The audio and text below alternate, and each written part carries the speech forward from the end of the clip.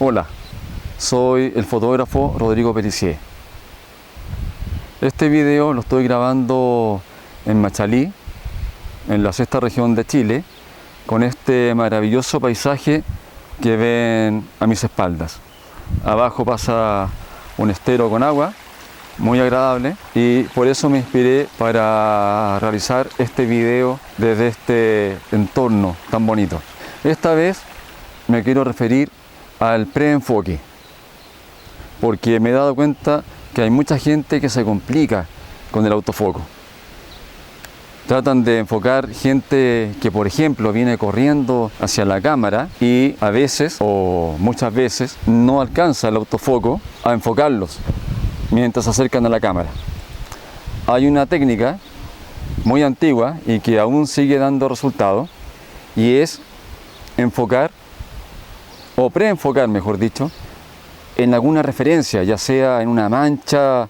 Por ejemplo, si las modelos vienen pasando por la pasarela, ahí en esa mancha hacemos el preenfoque y cuando la modelo pase por ahí, tomamos la fotografía.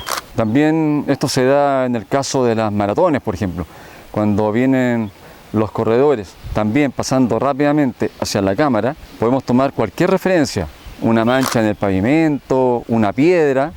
Si estamos en el campo, por ejemplo, tomando gente que corre o que viene caminando, porque también sirve, o en bicicleta, en realidad en cualquier situación en que la gente se nos acerque a la cámara, nos va a servir utilizar el preenfoque.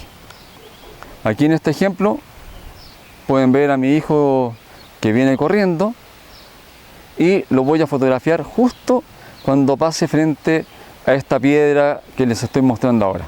Cuando llegue a esta piedra, yo voy a tomar la fotografía. Y no me preocupo de enfocar porque ya tengo el preenfoque hecho en esa piedra. Entonces, cuando pase por ahí, obviamente ya va a estar enfocado. Y no hay que perder tiempo en que la cámara se demore, o el lente, mejor dicho, se demore en hacer foco en ese punto. Es muy práctico.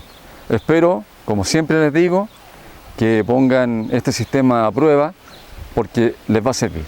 Si no se han inscrito en mi canal, les sugiero que lo hagan porque podrán ver videos que estoy subiendo todo el tiempo entregando información y contenido fotográfico.